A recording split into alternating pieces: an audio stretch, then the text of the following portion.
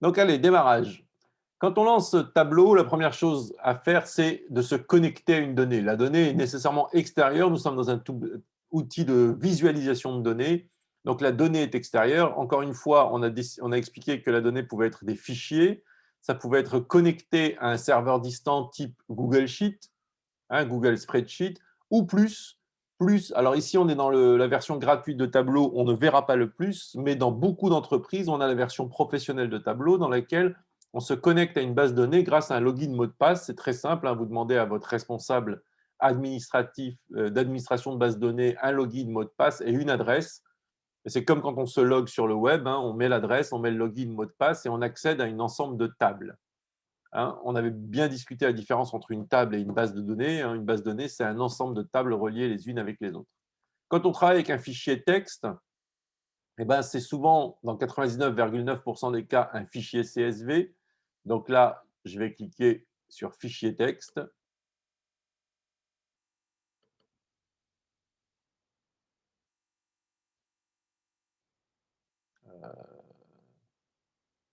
Pourquoi mon ordinateur est-il si lent? Voilà. On avait les crimes de Los Angeles à Noël en 2018. Hein, ça a été notre table d'exercice jusque-là. On l'a ouvert. Donc, il va chercher, il se connecte, il crée une connexion, ça c'est important de le comprendre. Hein. C'est un logiciel qui communique avec un autre espace. Donc, c'est un logiciel qui communique avec une base de données. Donc, il est constamment en communication avec elle pour pouvoir vous visualiser la donnée. La première chose qu'il va vous montrer, c'est la base de données. Hein. Qu'est-ce qu'il a compris de cette base de données? Et on a vu avec cette base de données, c'était génial parce que c'est toujours important de voir les bugs. On a vu dans cette base de données qu'il ne comprenait absolument rien parce qu'il vous montrait une seule colonne avec plein de données. Et donc ça, c'est une vieux bug quand on lit un CSV, c'est qu'il n'a pas reconnu la séparation.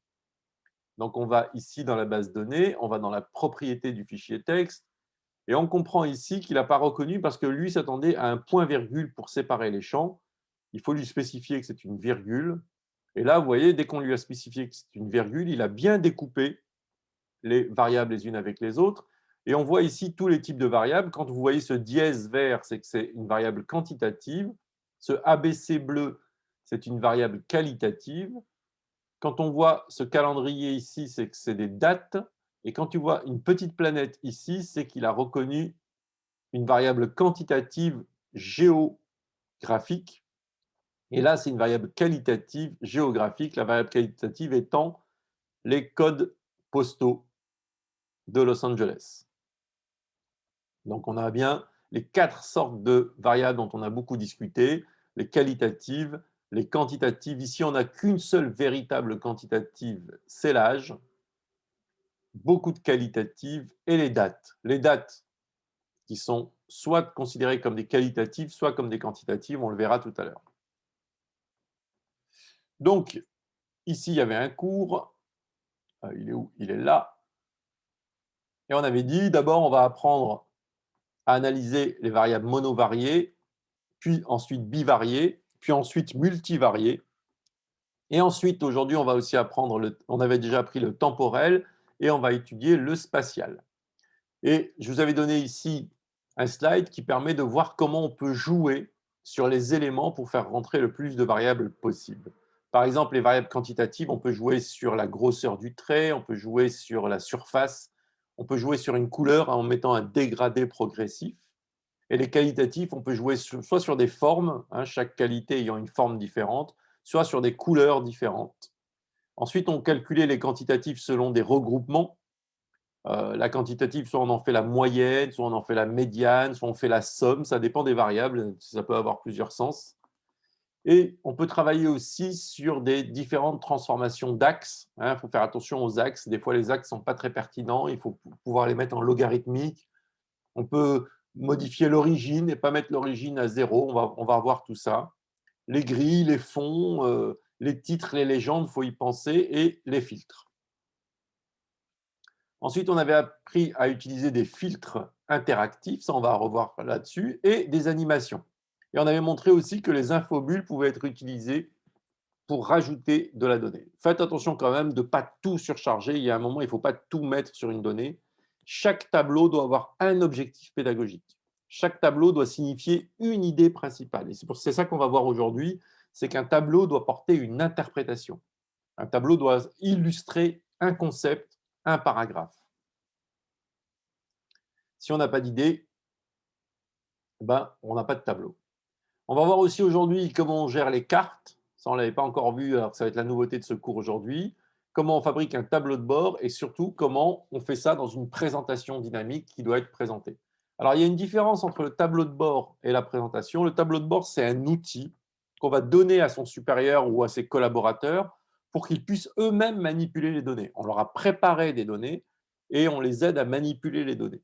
C'est vraiment une notion de filtre. On leur donne moyen d'accéder à des filtres et ces filtres, que ce soit des animations dans le temps ou que ce soit des filtres, eh ben, vont permettre à chaque collaborateur d'explorer les données qu'on leur a proposées. Alors qu'une histoire, c'est plutôt temporel, une présentation, c'est plutôt temporel. On va faire comme dans un PowerPoint, on va mettre une présentation, on va y ajouter un texte d'explication et on va mettre une histoire, c'est-à-dire qu'on va mettre les présentations dans l'ordre de la démonstration. C'est comme un article, là, il y a un grand 1, grand 2, grand 3, un petit 1, petit 2, petit 3. Et bien là, on va organiser sa présentation selon l'ordre du grand 1, petit 2, petit 3. Et c'est ça que j'attends de vous, c'est que non seulement vous sachiez faire un tableau de bord pertinent, et en plus, vous sachiez me faire une présentation, me raconter ce que vous avez appris du sujet à travers une présentation. Et ces trois éléments-là, on va le voir aujourd'hui. Donc, revenons à notre tableau. Donc, apparemment, le tableau, ça va, c'est OK, on est bien, on a toutes ces données, on est tranquille. On commence par un premier tableau.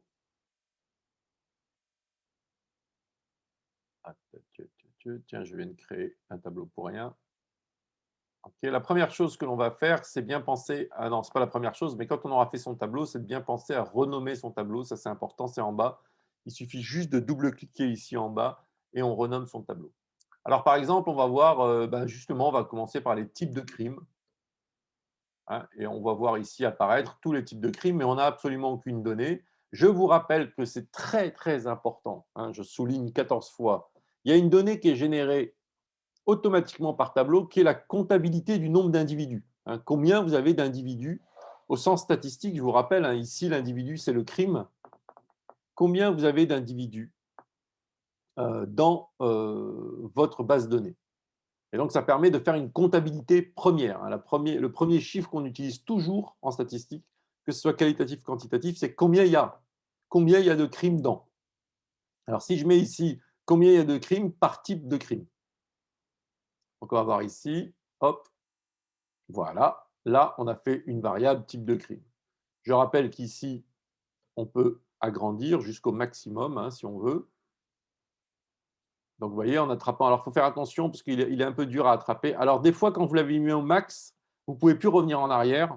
Donc, vous faites CTRL-Z ou commande Z. Parce que si vous le mettez au max, pour lui, c'est le mettre au maximum et il vous fait disparaître ce lien. Donc, moi, je fais par prudence, je ne mets pas le max. Comme ça, je peux retrouver à tout moment, voilà, je peux retrouver à tout moment ici en bas le truc. Donc voilà, on a une variable répartie quantitativement, on a le nombre de crimes. Ça, c'est la première base de cette variable. Ici, on a appris qu'on peut trier par le bouton en haut à gauche, là, tri croissant et tri décroissant. Hop, voilà, et je peux faire pivoter le tableau. Hop, je fais pivoter le tableau, je fais pivoter le tableau, je le redescends. Voilà. Premier élément, je peux faire pivoter le tableau, je peux le trier. J'ai bien une variable qualitative qui est distribuée par la quantité. Ensuite, on va pouvoir enrichir cette variable en rajoutant des informations. Par exemple, d'autres informations qualitatives, c'est que je vais avoir en plus le sexe des victimes. Alors, je l'ai déjà dit, on est dans un monde dimensionnel, enfin, je bégaye beaucoup aujourd'hui, il va falloir faire de la coupe sur la vidéo. On est dans un monde bidimensionnel. C'est un écran, donc par définition, un écran, c'est en 2 dimensions. Donc, toute structure de données est répartie selon 2 variables. Vous serez toujours obligé d'utiliser 2 variables. C'est pour ça que cette variable quantitative est la variable de base. Par contre, si vous voulez rajouter des informations, ça va être rajouté en format de légende. Et c'est ici, dans ce qu'on appelle repère. c'est là qu'on peut rajouter des informations. Il y a 5 types de repères, les couleurs, la taille, les textes, juste les points au départ, des fois on a besoin de mettre juste les données, ou les infobules. On a déjà parlé en fait des infobules, c'est quand je passe ma souris au-dessus, vous voyez, il y a une petite infobule qui apparaît, et là-dedans, je peux rajouter des informations. Donc, on va rajouter, par exemple, ici, le sexe de la victime. Voilà. Et c'est parfait, comme ça. Alors, ici, on a un NA. On va apprendre à supprimer des éléments. Hein. Il suffit de faire bouton droit dessus, exclure, parce que NA, on n'a pas la réponse. Moi, ça ne m'intéresse pas quand il n'y a pas la réponse. Donc, voilà. Ici, on a typiquement 3 variables désormais. Hein. On a le nombre de crimes, le type de crime et le sexe de la victime.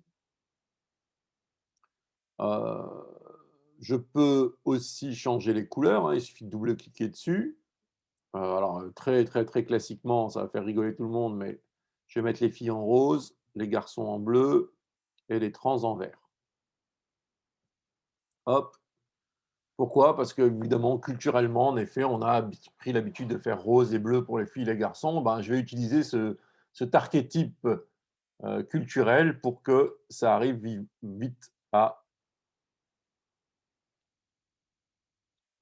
non, je ne remonte pas puisque c'est une vidéo de démonstration. J'ai expliqué qu'on fera les exercices après. Vous n'avez pas à faire les exercices pendant que je le fais, vous avez juste à regarder les exercices, Victor. Et donc, vous voyez ici, on a une répartition complète avec les variables.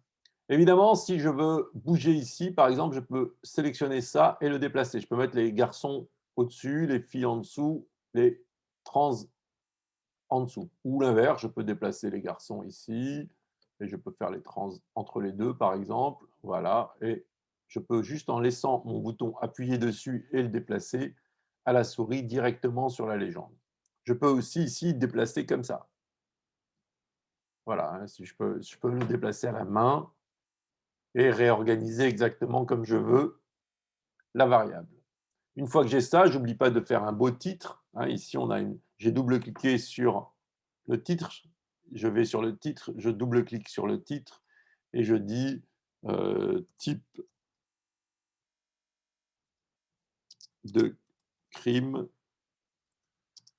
et sexe de la victime.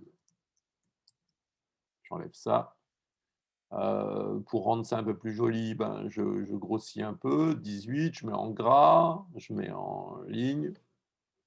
Voilà, et là on a le titre. Voilà, là on a un titre, on a une légende sur la droite, on a l'ensemble des variables qu'on voulait faire, et on a une explication du type de crime.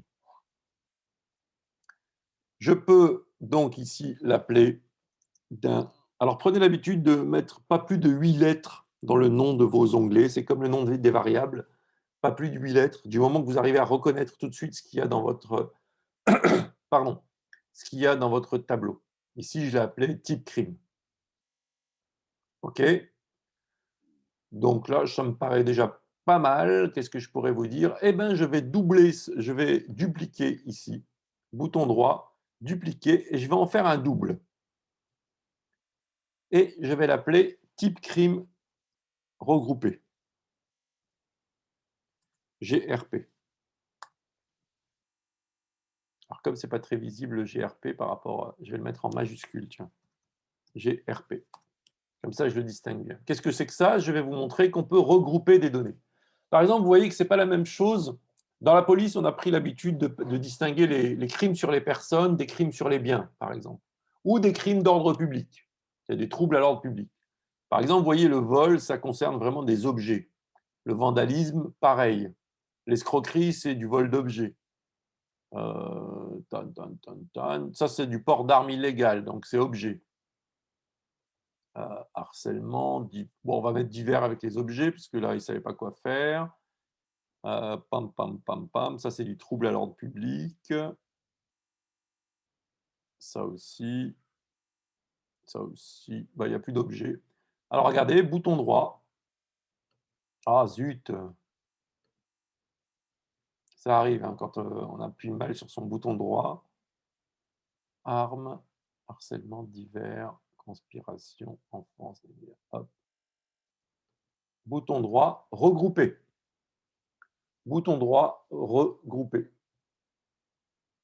Et vous voyez que tout de suite à gauche, à côté de type de crime, il y a une nouvelle variable qui a été créée.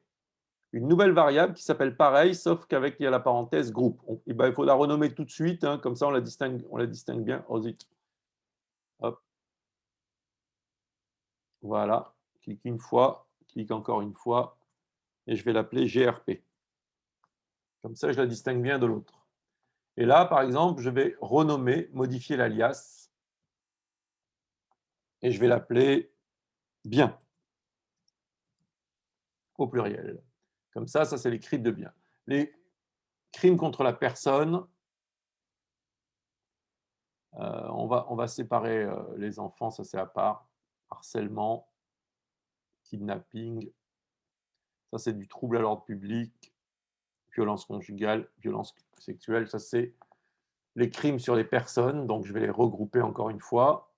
Je vais changer son nom, modifier l'alias, et je vais l'appeler personne. Vous voyez ce que je suis en train de faire là, c'est un recodage de données pour faire des données plus simples, parce que j'ai considéré que les données juste avant, là, elles étaient un peu trop compliquées. Alors j'ai gardé ces données compliquées, mais j'ai voulu en faire une version plus simple. Ensuite, il y a le trouble à l'ordre public, hein, contre la police, contre la justice, contre des conspirations, et puis des troubles à l'ordre public.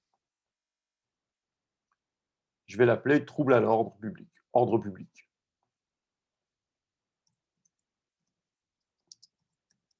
Alors dès qu'on commence à avoir plus de 6 catégories, en fait, c'est compliqué. Donc dès que vous vous retrouvez avec des variables où il y a 10, 12 catégories, il faut essayer de les regrouper en un trouble à l'ordre public, j'ai oublié, c'est que c'est faire l'amour dans la rue, dans sa voiture et être chopé par les flics. Donc, on va rassembler ça avec l'ordre public, regrouper, vous voyez qu'il va tout de suite l'absorber. Hop, et les enfants, c'est très particulier, je l'ai laissé à part. Ou je peux le rassembler à personne, tiens. Je vais le rassembler à personne, ça va être encore plus simple. Quand les personnes sont... Alors, pour faire une sélection multiple, il faut laisser son doigt sur CTRL dans Windows ou dans Mac, c'est commande, juste à côté de la barre espace. Et voilà, on a notre répartition. Alors j'ai oublié tout à l'heure, par exemple, j'aurais pu mettre le nombre en apparent ici sur le texte. Et là, on voit le nombre apparaître. Et je peux ici, par exemple, modifier l'alias. Et F, c'est pas très explicite. Femme. Ici, bouton droit. Vous êtes en communication, vous devez faire attention à la communication, hein. Donc, vous devez être très clair dans votre communication. Modifier l'alias, trans. Je vais exiger une attention particulière à la propreté. Là, je l'avais mis au pluriel, donc je vais le mettre au pluriel aussi. Il faut que ça soit très, très parlant et très clair, ce soit vraiment un document très propre. OK, ici on a donc femme, trans, mâle, on a mis le chiffre. Je pourrais remettre le sexe, victime sexe, en texte. Et vous voyez, je vais le mettre au-dessus du chiffre. Voilà, là à gauche. Voilà, là c'est très parlant, on a les chiffres très clairement, tout va bien. Tout va bien, tout va bien. On pourrait améliorer encore cet élément. Comment je pourrais faire pour l'améliorer? Je pourrais mettre des pourcentages. Donc je vais faire un calcul rapide et je vais demander pourcentage du total. Voilà, voilà. Ça c'est intéressant. Ça c'est un pourcentage de tout. Et je pourrais même modifier mon pourcentage en disant que, au lieu de le faire pour tout, il peut le faire par ligne. Voilà, comme ça, il y a 100% à chaque ligne. Regardez, là, il y a 100% à chaque ligne. Donc, comme ça, on peut bien les comparer les uns par rapport aux autres, hein. Les crimes pour les biens, les femmes, c'est 37%. Et là, tout d'un coup, on voit que les crimes sur les personnes, c'est les femmes qui sont beaucoup plus victimes que par rapport aux biens, hein. Et dans le trouble à l'ordre public, les femmes sont les plus victimes, hein. Alors que les biens, c'est souvent les propriétaires mâles, le mari qui va porter plainte ou un truc comme ça. Donc voilà, voilà un type de crime. Après, les variables quantitatives, c'est à peu près la même chose. Ici, on n'a qu'une seule variable quantitative, hein, on va mettre l'âge.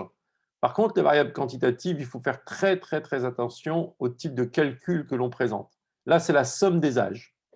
Il y a 583 000 années. Ça ne veut absolument rien dire. Vous comprenez bien que 583 000 années, ça ne veut rien dire. En type de crime, nous, ce qui nous intéresse, en fait, c'est la moyenne de l'âge. Donc ici, on a mesure et on va aller dans moyenne. Et donc là, oui, là, ça veut dire quelque chose.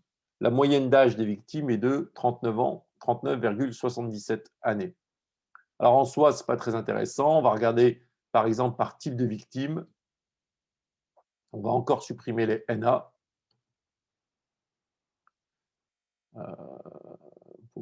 Exclure. Voilà. Alors, dans les quantités, il y a un tableau qui est souvent utilisé, c'est la boîte à moustaches. La boîte à moustaches, c'est une répartition selon les médianes, selon le maximum, minimum, premier quartile, troisième quartile. Ça veut dire que de là à là, c'est 25% de la population. De là à là, c'est 25% de plus, soit 50% de la population. Là, 25% de plus et 25% de plus. Vous voyez que la variation des 50 à 75 est beaucoup plus restreinte, hein, que la variation ici des 25. Donc, il y a une grosse répartition jusqu'à 39 ans et après, il y a une grosse densité de la population. La moitié de la population victime est entre 39 et 40. Vous voyez, c'est énorme, hein. Alors, on va faire attention ici parce que les données sont très, très regroupées en moyenne. Je vais demander ici que les données ne soient pas regroupées. Je vais décocher agréger les mesures pour avoir toute la population. Voilà, là, c'est un peu plus parlant. Voilà, donc tout à l'heure, j'ai dit un peu n'importe quoi parce qu'en fait, les 25% sont là. Après, il y a une très grande étendue. On a une grosse concentration entre 28 ans et 51 ans. 50% de la population, c'est entre 28 et 51 ans. Rien ne m'empêche évidemment de faire par type de crime. Voilà. Ici, on me dit qu'il y a des valeurs nulles parce qu'il y a des valeurs où on n'a pas l'âge. Ben, je vais lui dire de filtrer la valeur nulle. Et voilà. Alors, si c'est trop gros les points là, je vais rapetisser un petit peu. Oh, là, j'ai fait un peu trop rapetisser. Voilà. Voilà. Et on voit en fait que par type de crime, il y a une légère différence, hein. Les victimes qui subissent des crimes à la personne sont beaucoup plus jeunes que les victimes, pas beaucoup plus jeunes, légèrement plus jeunes que les victimes. Mais on ne voit pas de grosses différences à ce niveau-là. Par contre, alors là, je vais appeler ça âge moyen par type crime. Peut-être parce que j'ai fait quand même une donnée un peu trop. Alors ici, il faut mettre un vrai titre, hein. On le fera tout à l'heure. Et je vais redupliquer ça. Et j'ai fait peut-être une version un peu trop grossière. Et je vais prendre les types de crimes ici. Voilà, là c'est beaucoup plus intéressant. On voit qu'il y a vraiment de la variation très forte. On a la variation très forte de l'âge moyen, de la répartition de l'âge en fonction des crimes. Et ben, je vais les classer dans l'ordre. Donc là, il m'a classé par minima. Vous voyez, le minimum d'âge. En fait, ce n'est pas ce qui m'intéresse. Moi, ce qui m'intéresse, c'est de le classer ici par médiane. C'est la médiane qui m'intéresse. Alors là, il ne les a pas classés par médiane. Donc, je vais trier par médiane. Et comment je vais faire? Alors, mes souvenirs. Je ne sais plus. C'est ici. On va trier ici les types de crimes. Trier. Et là, on va lui dire qu'on veut aller à un champ particulier, l'âge de la victime, et non pas la moyenne, mais la médiane. Donc trié par un champ de la victime. Quel champ? L'âge de la victime, bien sûr, et classé par la médiane. Et là, vous voyez bien que les médianes, hein, ici, sont bien réparties. Et donc, on voit bien que on n'a pas le même âge en fonction du type de crime. Bien sûr, là, il y a une palissade. La négligence d'enfant, c'est évidemment avant 18 ans. Donc ça, c'est une bêtise. Mais par contre, les personnes qui se font choper en train de faire l'amour dans des situations particulières, ben, c'est un petit péché de jeunesse. Hein. Là, je n'ai pas très bien compris, donc je préfère même pas y penser. Et parce que les Américains sont très particuliers sur ces questions-là. Les kidnappings, évidemment, c'est, j'allais dire, une particularité de la jeunesse. Hein. Les victimes sont très, très jeunes en kidnapping. Violences sexuelles, pareil. Et d'ailleurs, l'un et l'autre se recoupent très souvent. Violence conjugale, pareil aussi. Hein. C'est le propre de l'âge moyen, hein, autour de 30 ans. On voit bien que c'est réparti autour de 30 ans. Et par contre, les biens, on voit bien que l'escroquerie, le vandalisme, la politique, la possession d'armes. Là, on commence à voir que ça touche des personnes de plus en plus âgées en moyenne, mais tout ça est pas très bien, très flagrant par rapport à cette grande catégorie. Voilà. Voilà ce qu'on peut faire. On prend une variable quantitative et on commence à étudier sa répartition et on peut la décliner selon des catégories. Ça, on avait déjà vu. Hein. On va faire un autre truc un peu plus intéressant, c'est qu'on va commencer à filtrer. Hein, filtrer les crimes, on va utiliser les filtres et on peut vouloir filtrer, par exemple, en fonction de la date. Hein, tiens, c'est une bonne idée, ça, on va filtrer en fonction de la date. Est-ce que différentes périodes de l'année, ou là, on n'avait que le mois de décembre, donc est-ce qu'à différentes périodes du mois, on va avoir ici. Donc, il me donne quel type de date je veux utiliser. On va utiliser les jours, en fait. On va utiliser les jours, donc c'est les dates individuelles ici. On ne va pas faire de calcul. Alors, il travaille un petit peu. Voilà, il me demande quel jour. Est-ce que je veux filtrer des jours particuliers? Je lui dis non, non, je prends tous les jours au départ, parce qu'en fait, je vais faire un filtre dynamique. Je prends tous les jours, donc j'ai cliqué sur tout. Et donc, je ne vais pas avoir de différence ici. Mais sauf que je vais demander à ce qu'on affiche le filtre. Je vais le mettre ici, à gauche. Et je vais demander à ce que ce soit... Alors, vous voyez ici, il y a plusieurs filtres. Je vais demander à ce que ce soit une valeur unique à liste déroulante. Et donc là, ici, je vais pouvoir choisir les jours. Et évidemment, je vais regarder s'il y a vraiment des changements en fonction des jours. Et le jour qui nous intéresse, évidemment, c'est Noël. Donc, je vais regarder comme ça. Et puis, avec ma petite souris, tiens, est-ce que je peux passer? Non, je ne peux pas passer. Ah, ben, je sais comment je vais faire. Tiens, il y a un truc qui est vachement bien, c'est le curseur. Vous voyez, le curseur, c'est vachement bien parce que je peux changer. Hop, hop. Moi, ce qui m'intéresse, c'est le 24-25. En fait, est-ce qu'à Noël, je vis plus de risques? Alors, je vais demander, vous voyez, quand je bouge, les axes bougent en même temps. Eh ben, je vais demander qu'ils soient fixes, en fait, les axes. Modifier l'axe. Alors ça,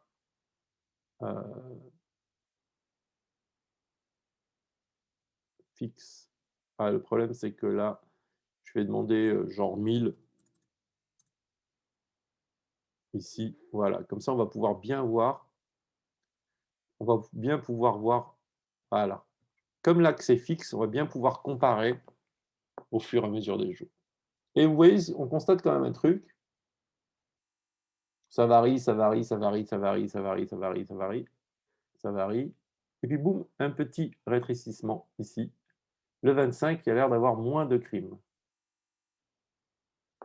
Et donc là, on a fait un filtre et on peut regarder les données en fonction du filtre. Ça permet de créer, de proposer à la personne un type de filtre. Alors, si je trouve que les jours, ce n'est pas top, je peux décider les semaines. Ici, je vais pouvoir décider numéro de semaine. Voilà. Donc voilà, là, il me dit, non, non, je veux la totale, moi, je veux du 31, du 1er au 31. OK, voilà. La semaine ici, donc le numéro de semaine et je vais dire, modifier le filtre. Ah non, je vais lui demander en qualitatif. Ça va être beaucoup plus sympa, vous allez voir. En qualitatif, numéro de semaine, voilà, tout, OK et je vais lui dire: «Montre-moi, afficher le filtre». Il me l'a montré ici, je vais le ramener là. J'aime bien le ramener ici, c'est un truc perso. Je vais mettre mon curseur, voilà et là, on va regarder. Ça, c'est tout. Tout, c'est beaucoup. Hop, voilà, 1re semaine, 2e semaine. Alors là, ça me prouve que j'ai pas assez de mon axe n'est pas assez grand, donc je vais l'agrandir, modifier l'axe, 2000. Oh bah, apparemment, c'est même pas assez grand encore, 3000. Voilà, 3000, hein, ça me paraît bien. Attends, c'est même pas sûr parce que j'ai pas mis à tout. Je vais d'abord mettre à tout pour voir si on voit tout. Eh ben non, c'est pas assez, c'est pas assez. Modifier l'axe, 5000. Mais même pas, 7500. Ouh là, 15 000. Alors c'est combien? C'est 11 500. Voilà, j'ai mis le max et puis je reviens à 11 500. Voilà, super. Là, j'ai tout le monde et donc on va voir, 1re semaine, ah oui, mais après ça écrase trop. 2e semaine, on est vers 2006, 2007, 2008. Ah, on n'est jamais en dessous de 3000. Donc on va changer ça, on va mettre 3000. Tant pis pour le tout. On ne verra pas très bien le tout, mais c'est pas le but, hein. 3000. D'ailleurs, je vais enlever le tout. Vous allez voir, je vais enlever le tout. Allô, allô, allô? Mon ordinateur, juste le jour oh putain, il a craché. Oh là là là là là. Juste le jour où je voulais faire la vidéo, c'est le jour où mon ordinateur déconne. Super. Allez, on va relancer tout. Oh là là là là là. Et j'avais rien enregistré en plus. Là, franchement, ça s'appelle des jours shkumun. Il y a des jours comme ça. C'est pas grave, on laisse passer, hein, on reste zen. Qu'est-ce qu'il a, mon ordi? Je sais pas. Il est pas bien dans sa tête, il est pas bien dans sa peau. Ah là là, c'est parce qu'il fait une indexation là. Tous les jours, il me fait une indexation. Je sais pas pourquoi il fait une indexation de mon disque dur. Allez, on recommence. Je suis deg là. Là, je suis un peu deg. J'avoue, je suis un peu deg.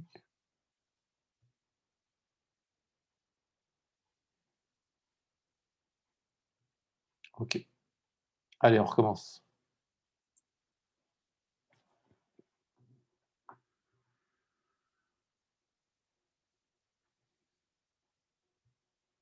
Je vais l'enregistrer en fait. On va tout de suite voir comment on enregistre tout ça. Alors, comme c'est une version gratuite, on n'a pas le droit de l'enregistrer sur son ordinateur. Alors ça, c'est dégueulasse, mais c'est comme ça. On n'a pas le droit d'enregistrer ça sur son ordinateur. Alors, j'étais en train de faire quoi? J'avais fait les types de crimes. J'avais fait les quantités. Voilà, j'avais trié. Voilà. Non, j'avais pris, ouais, on va dire ce type de crime-là. J'avais pris le sexe des victimes en couleur. J'avais enlevé NA, exclure, tac. J'avais fait un filtre de date. J'avais demandé, alors là, on va lui demander tout de suite les jours de la semaine. Voilà. Lundi, mardi, ouais, bah tout, tout, tout. On va voir si en fonction du jour de la semaine, Ça peut être rigolo, hein. Et puis, on va faire afficher le filtre. Hop. Je ne vais pas lui dire tout. Alors, voilà, je vais lui dire ici, je veux un curseur qui commence à lundi. Toc, toc, 1000, 1100, 1100, 1100, 1450, 1500. OK. 1450, donc je vais fixer ici à 1500. Fixe 1500. Toc. Et donc, du coup, on va pouvoir, ici, je vais demander une taille fixe définitive. Voilà. Là, on a tout. Voilà. Là, on va avoir le type de crime, vol et cambriolage pour le lundi, agression, vandalisme. Vol et cambriolage lundi, agression, vandalisme, pop. Mais le samedi, on va voir que vendredi, ça a déjà bien explosé, vol et cambriolage. Et samedi, alors là, ça a explosé. Donc, ça veut dire que les cambrioleurs vont à l'école et au travail, et c'est une activité du week-end pour cambrioler. Voilà typiquement le genre de filtre. Et je vous avais montré aussi qu'il y a un filtre particulier qui est un filtre dynamique. C'est quand je mets le filtre dans page. Et là, vous voyez apparaître ici, je vais le remettre ici, comme un filtre, c'est la même chose, hein, c'est ce paramètre exactement comme un filtre, sauf qu'il y a une petite animation. C'est-à-dire qu'on peut faire un play et on va faire un filtre dynamique. C'est quand j'ai vraiment fini, et puis je peux même lui dire que je veux que ça tourne tout le temps, lecture en boucle. Donc, vous n'hésitez pas à trifouiller, à regarder, à chercher les petits détails. Il ne faut pas hésiter, hein. Donc, vous voyez là, on va avoir une petite animation qui vous montre plusieurs états à un moment. On peut ici mettre un titre. Vous voyez, là, il y a une variable qui s'appelle nom de la page. Il faut la garder, par exemple, et on va l'appeler type de crime par jour de la semaine.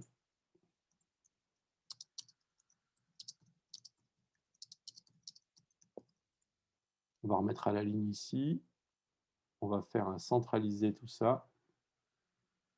Je vais mettre en gras le jour de la semaine.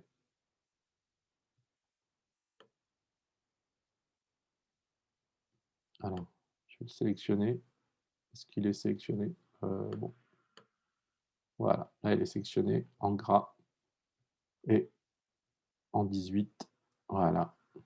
Voilà, et là, on voit bien le jour de la semaine. Et si je déclenche l'animation, on voit bien, normalement, voilà, samedi, dimanche, lundi, type de crime par jour de la semaine. Et là, on a la version animée. Voilà. Là, on a vu à peu près pas mal de choses déjà, hein. Ça permet déjà de faire des très beaux graphiques. Ici, on a quoi? Ok, modifier l'axe. Voilà, le titre, c'est important, hein, le titre de l'axe ici. On va l'appeler nombre de crimes. Il faut bien dire de quoi on parle à chaque fois. Et ici, on va l'appeler, on va essayer d'élargir un peu. Oh là, j'ai beaucoup trop élargi. Alors, c'est un peu dur des fois d'aller chercher le petit axe là. Et là, pareil, modifier l'axe.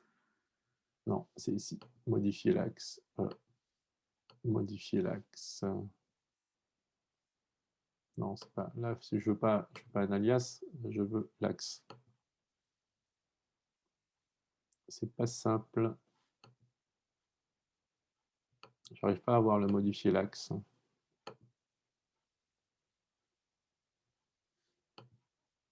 Parce que là, il me parle de chacun des alias, mais c'est de ça dont moi, c'est ça qui m'intéresse.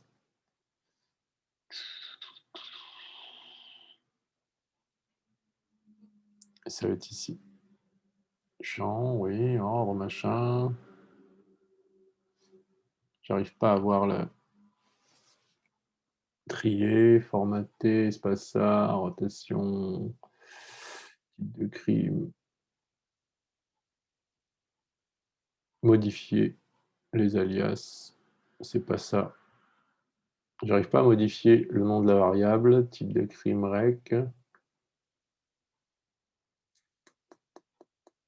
Bon, pourquoi il me fait pas... Là, je fais modifier l'axe, on est bien d'accord. Modifier l'axe. Et là, je voudrais...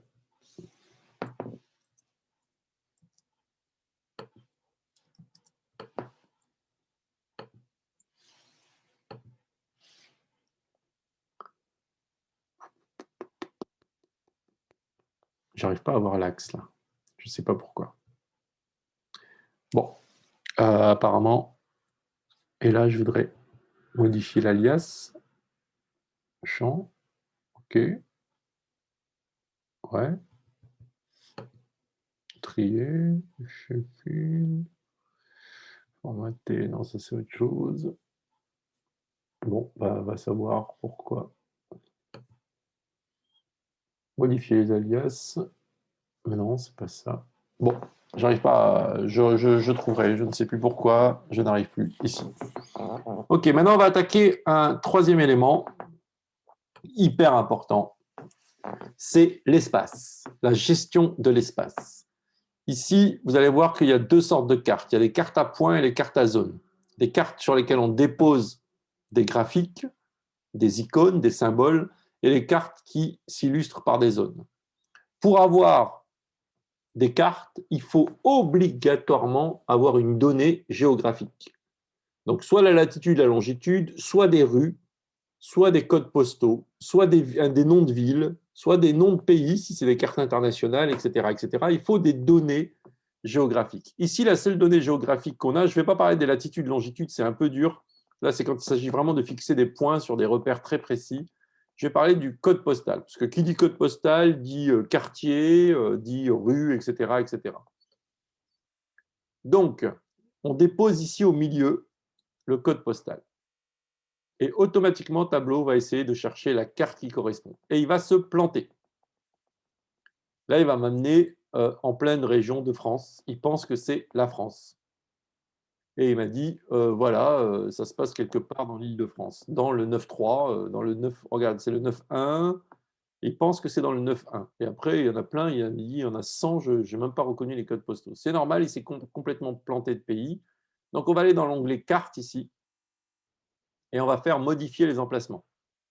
Et on va voir ici qu'il a essayé de trouver, il a dit, voilà, tout cela, je ne les connais pas, jamais entendu parler de ces codes postaux. Normal, il est en France. Donc, il faut lui dire que ça se passe aux États-Unis. Et là, normalement, il devrait y arriver. Et par défaut, vous voyez, c'est ici. Hein. Alors, je vais mettre Shift, hop, par défaut, il les a tous placés ici. Et s'il m'a mis une carte aussi grande, c'est qu'il a détecté ailleurs, là. Et vous voyez, il y a une petite erreur ici, il y a un petit bug incompréhensible, il y a une petite erreur dans les données. Donc, je vais l'exclure tout de suite.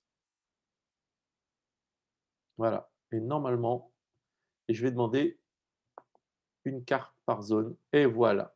Et là, je me retrouve avec une carte de Los Angeles générée automatiquement avec mes zones. Pour l'instant, il n'y a pas de données avec mes zones qui sont apparues. Alors bon, j'ai peur que ça bug, donc je vais faire un CTRL S.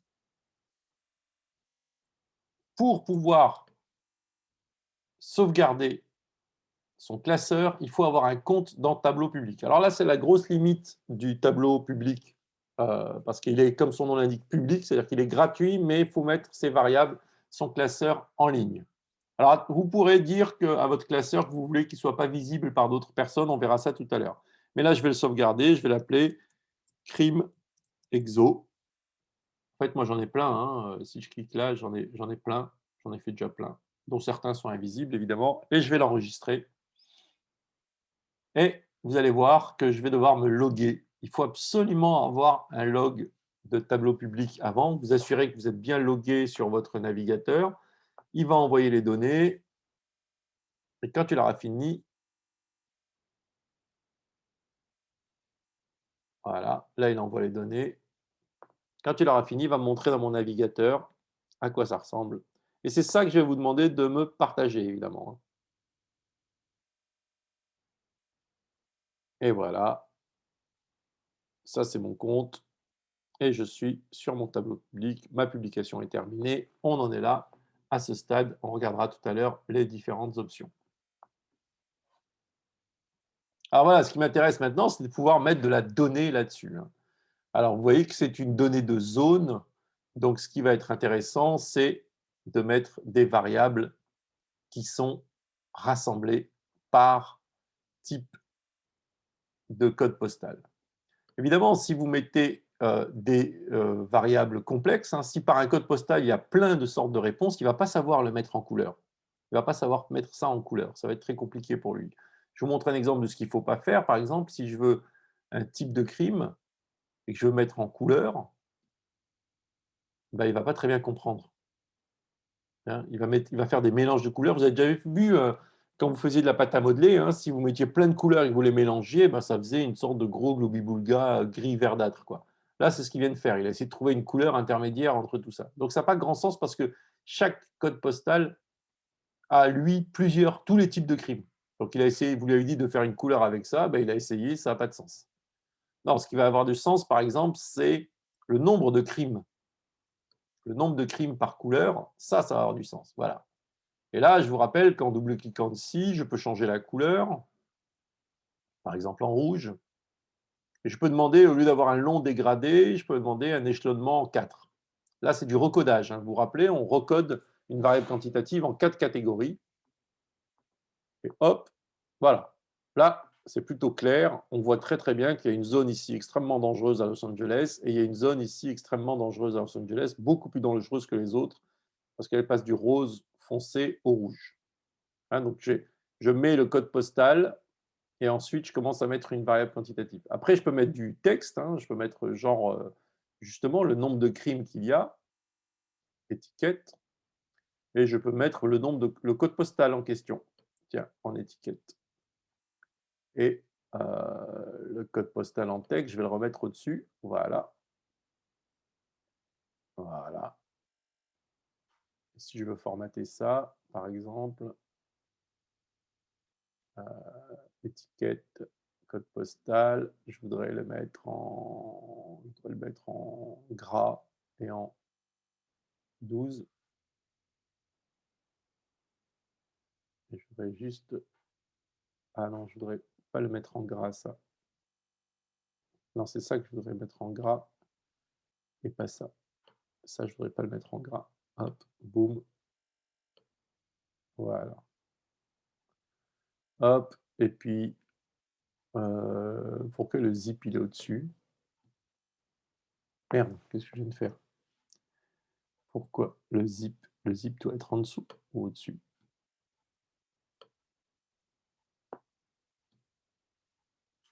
Ah, je vais aller voir dans l'étiquette. Apparemment, il faut mettre le zip ici. Voilà. Et tout ça. Toc. Voilà, là, c'est par là. Là, c'est par là. On a le code postal en question. Alors, comme dans ma base de données, il n'y a pas de nom à côté du code postal, je n'ai pas pu mettre un nom. Ça aurait été plus joli d'avoir dans ma base de données le nom de ce quartier, parce que chaque quartier a un petit nom. Et donc là, vous voyez, on a mis une petite donnée. Et ensuite, par contre, on va pouvoir, par exemple, filtrer. On va penser à faire un filtre par type de crime. Type de crime, filtre. Je vais prendre tout. Et je vais dire que je veux afficher le filtre. Et je veux, par exemple, le petit curseur que j'aime bien, là. Et là, je n'ai plus que les données pour les agressions. Vous voyez? Et hop, et je vais voir les quartiers changer en fonction des types d'agressions. Hop, toc, toc. Il n'y a qu'un cas ici d'esclavage. Tac.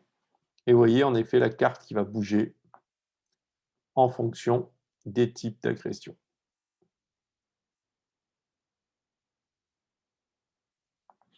OK. Donc là, on a fait une carte. Hein. Je rappelle, pour la carte, il faut jeter une donnée géographique au milieu, sélectionner si on veut une carte du type zone ou une carte du type point. Alors, point, on aurait pu justement avoir plus de variables quantitatives parce que comme c'est un point, on peut mettre par exemple le type de... non, ça n'aurait pas de sens. On pourrait mettre déjà des points beaucoup plus grands. Mettre des cercles et mettre des couleurs à l'intérieur. Hein. On pourrait mettre... ça, c'est le nombre de crimes. Qu'est-ce qu'on pourrait mettre de qualitatif bah, là, il n'y a pas grand-chose, en fait. C'est pour ça que je préfère largement la donner en zone. OK. Et enfin, alors ça, je vais mettre... ça, c'est les cartes.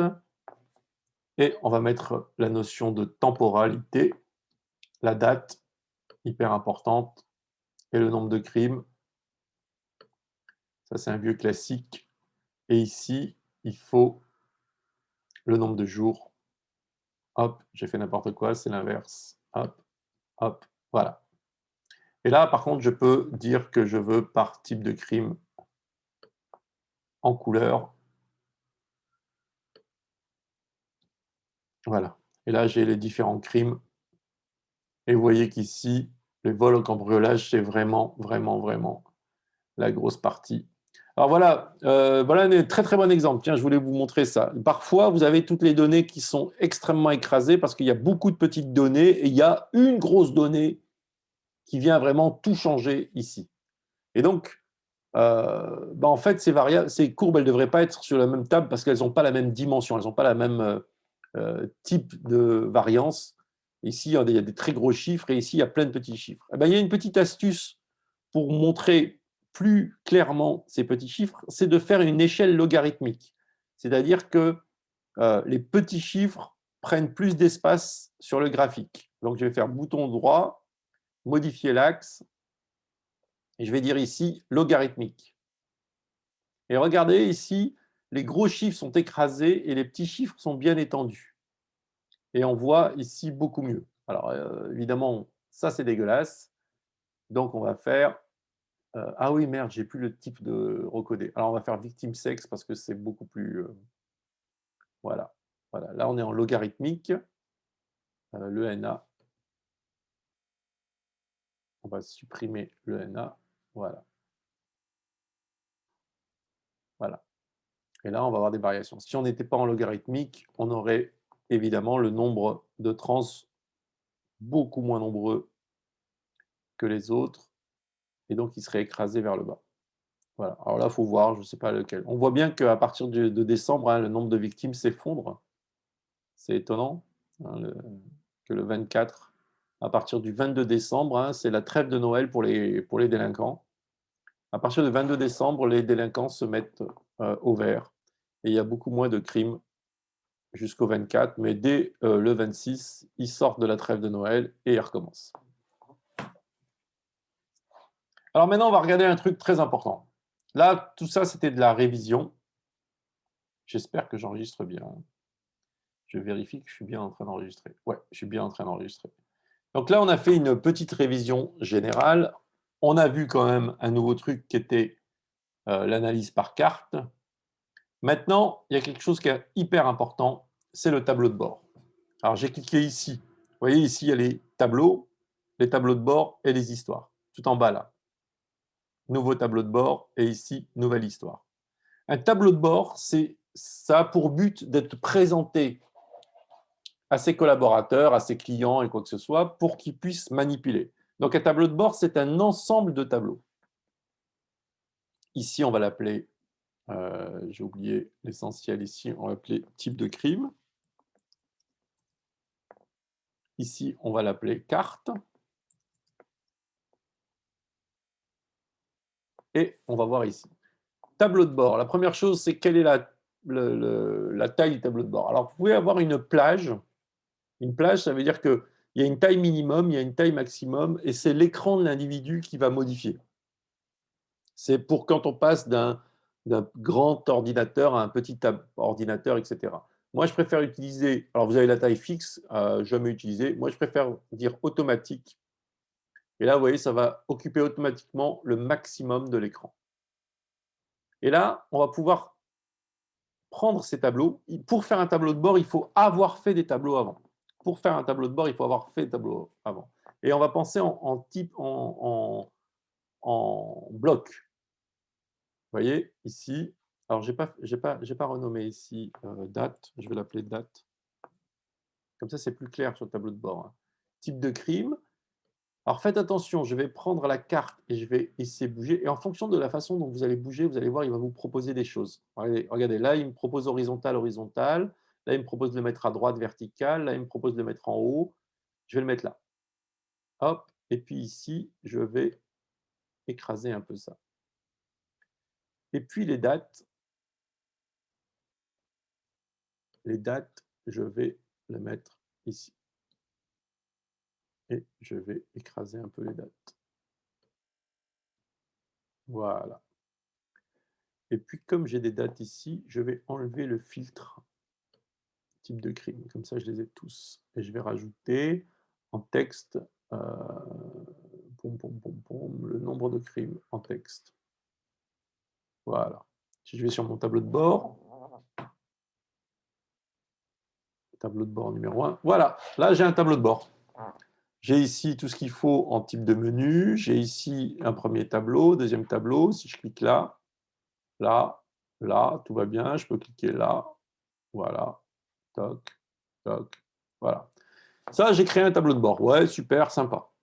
Bon, ici, les légendes, elles m'embêtent un peu parce qu'elles prennent beaucoup de place. Alors, ce que je vais faire, je vais cliquer ici.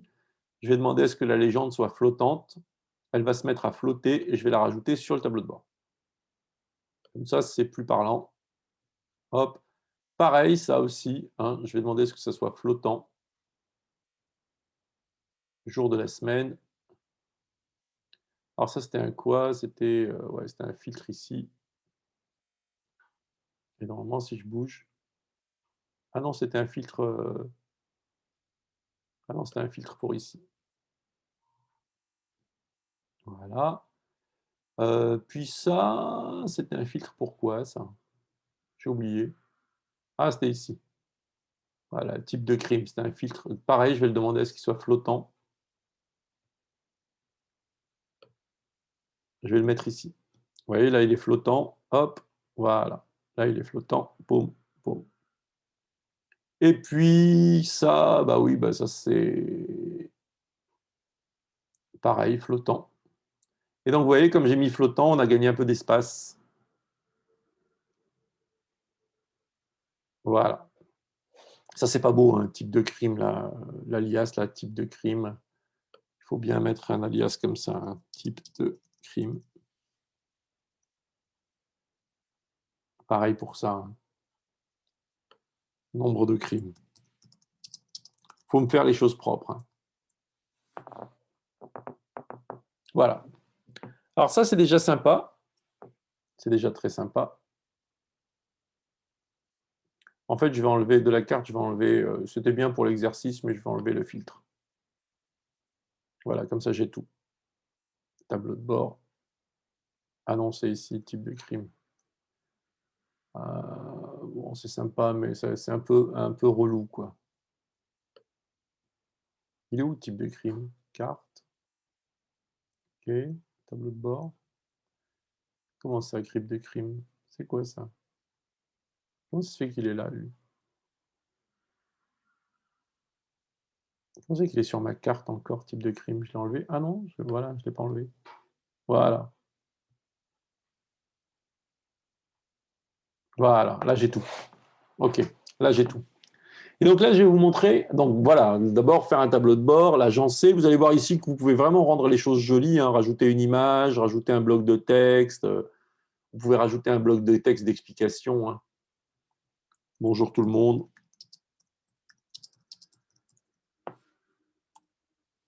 Hop, vous voyez.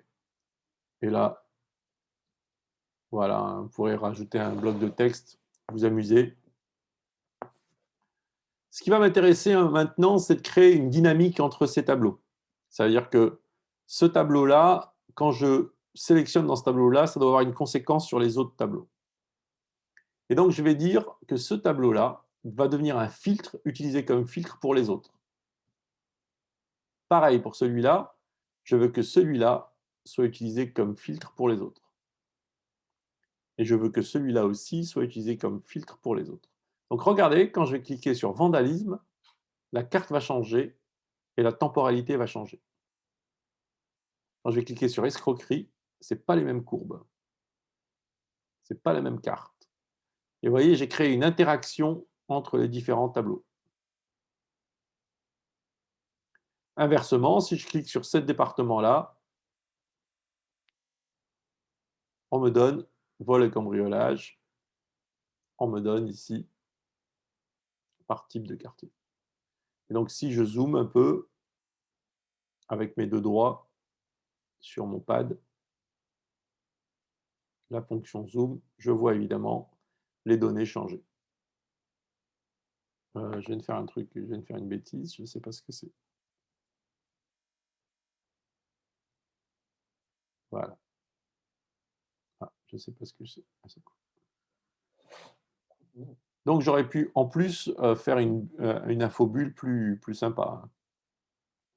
Ça, c'est un tableau de bord interactif. J'ai demandé ici à ce que chaque tableau, quand il est filtré, il filtre tous les autres tableaux. Ils ont participé aux autres tableaux. Et enfin, il y a l'histoire. L'histoire, c'est le fait de rajouter des slides. Ça, c'est un PowerPoint. Hein, c'est une sorte de PowerPoint.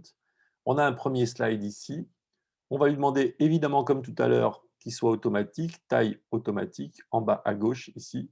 Voilà, il s'est mis automatiquement. On va lui rajouter notre premier tableau. Alors, c'est un tableau à la fois, hein, mais le gros avantage ici, c'est qu'on peut faire un titre. Donc, type de crime. Hop, boum, boum, hop, hop, boum. On va enlever ça. Et l'autre avantage, c'est qu'on va pouvoir rajouter ici du texte. Ajouter du texte. Ça, c'est très important. C'est là où on met un gros blabla ici. Il faut vraiment mettre un gros blabla. Agrandir ici comme ça. Hop. Voilà. Ne pas hésiter à mettre son paragraphe ici.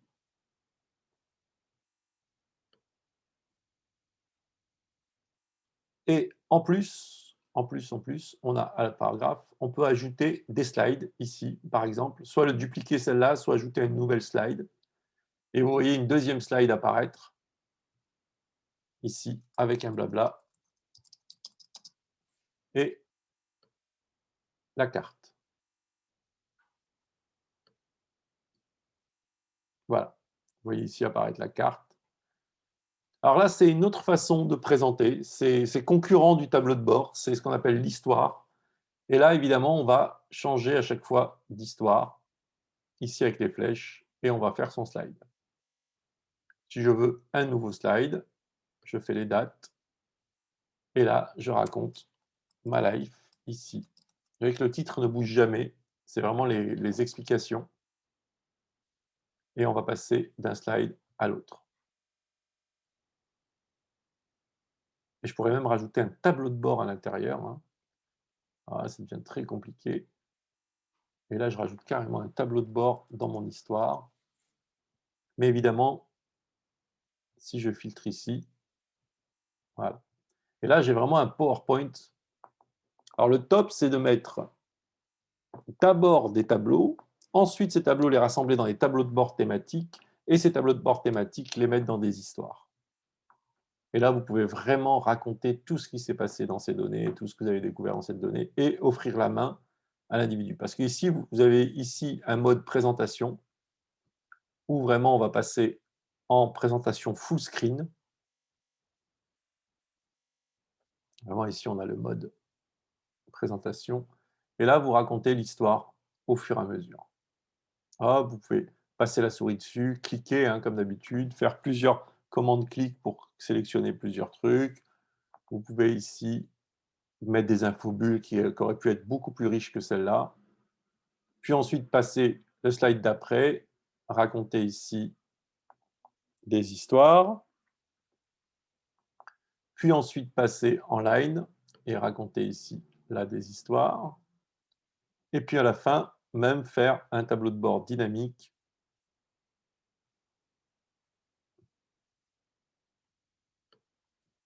Hop, voilà. Shift, voilà. Un tableau de bord dynamique pour expliquer tout ce qui est arrivé pendant cette période. Voilà, on en a fini avec les éléments. Je vais arrêter le partage et je vais arrêter